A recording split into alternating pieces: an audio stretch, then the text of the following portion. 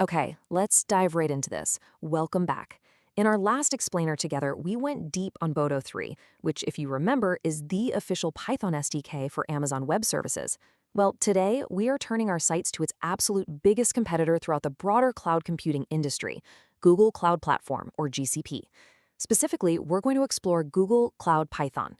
By the end of this explainer, you're going to know exactly how GCP stacks up against AWS, how its corresponding Python libraries work, and how the whole thing ties perfectly into the machine learning concepts we've already tackled.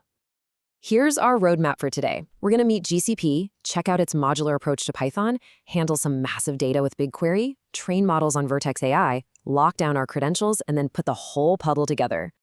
All right, Section 1, meet Google Cloud Platform. Let's set the stage a bit and see how GCP fits alongside the AWS ecosystem we're already familiar with. So when should you use which? Well, AWS is still the biggest player overall. They've got the broadest range of individual services, hands down. But GCP has carved out this massive, undeniable advantage specifically in data science and machine learning. And that makes total sense, right? Because it directly leverages Google's own deep internal expertise. So if you're doing large-scale data analytics or training really complex models, GCP is designed to be an absolute powerhouse. Moving on to Section 2, a modular Python approach.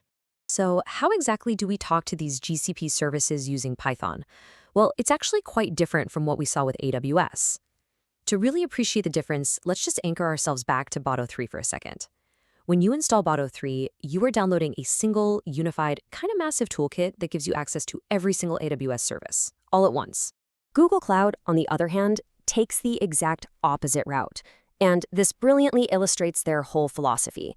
They provide separate, individual packages for each service. It literally forces you to be modular.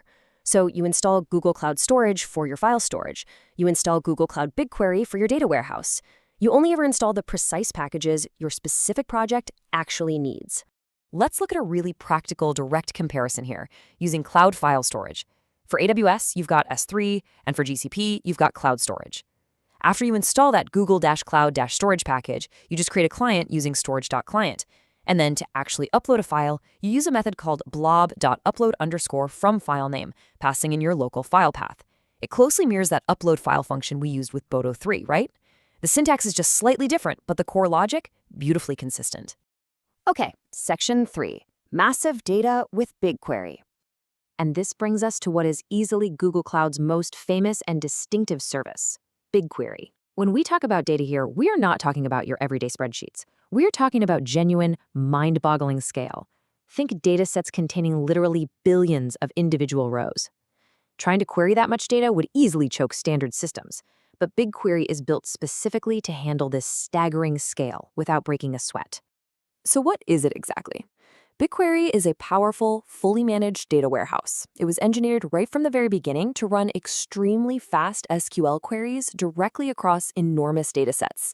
This goes way, way beyond what a traditional PostgreSQL database could comfortably handle, which makes it the absolute go-to choice for large-scale analytics. Now, what's really interesting about this slide is how perfectly BigQuery integrates with the Python data science ecosystem we already know and love. You can run a massive SQL query in BigQuery and get your results right back as a pandas data frame. You just use client.query, toss in your SQL string, and slap .toDataFrame right at the end. It is incredibly seamless, and it perfectly mirrors those aggregation pipeline patterns we talked about in our earlier database explainers. Moving right along to Section 4, machine learning on Vertex AI. But look, data is really only half the superpower here. That brings us to Vertex AI, which is Google Cloud's dedicated machine learning platform. It gives you this comprehensive suite of tools for training, deploying, and managing ML models at considerable scale. Basically, it's the natural next step once you've wrangled all those massive data sets over in BigQuery. And the best part is that Vertex AI is designed to work with the tools you already know. It fully supports models built with scikit-learn and TensorFlow. Plus, it provides managed access to some seriously powerful pre-trained AI models, kind of similar to what we explored with Hugging Face. You get access to the models, and Google takes care of all the massive heavy lifting infrastructure required to actually run them. All right, Section 5, securing your cloud credentials. Now, before we go wild with all these powerful tools, we have to talk about authentication. Google Cloud uses service account credentials, which basically means a specialized JSON file that contains all the necessary access info your application needs. And guys, I really cannot stress this enough. This JSON file needs to be fiercely protected. It should absolutely never, under any circumstances, be committed directly to version control. You have to treat this file with the exact same strict security principles we covered when we were exploring tools like python.env. Which brings us to section 6, putting it all together. We've looked at all the individual puzzle pieces. Now let's actually assemble them. Imagine this realistic professional scenario. Your company comes to you and says they need to analyze years and years of historical sales data. We're talking hundreds of millions of rows here. And the goal is to use that massive data set to train a highly sophisticated forecasting model. Well, this is exactly the kind of problem where Google Cloud's specific strengths shine the brightest. So the crucial point is just how cleanly all these modular tools form a complete, cohesive pipeline. In step 1, you'd use BigQuery to efficiently query and aggregate that entire massive data set. Then, in step 2, you pull that aggregated data straight into a pandas data frame using that super slick .to data frame method.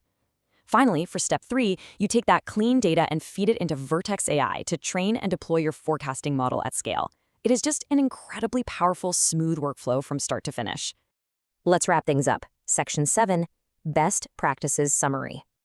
To bring this all home, let's lock in a few core takeaways. First off, embrace the modularity.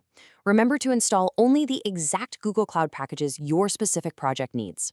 Second, security is paramount. Protect that JSON credentials file with your life and never commit it to version control. And third, know your tools. Reach for BigQuery whenever you need to run extremely fast SQL queries across datasets that are so massive, they just totally overwhelm a traditional relational database. As we've seen today, GCP is just incredibly well suited for these heavy, data-intensive, and machine learning-focused projects. But it does leave us with a pretty fascinating, provocative question to ponder. You can analyze massive data, right? And you can train complex models. But how do you package that entire application up so it can reliably run absolutely anywhere? Well, both AWS and GCP provide managed services for running Docker containers. And honestly, understanding containerization is the missing link to truly mastering modern application deployment. So that is exactly the technology we're going to be diving into next time. Thanks for joining me on this explainer, and keep learning.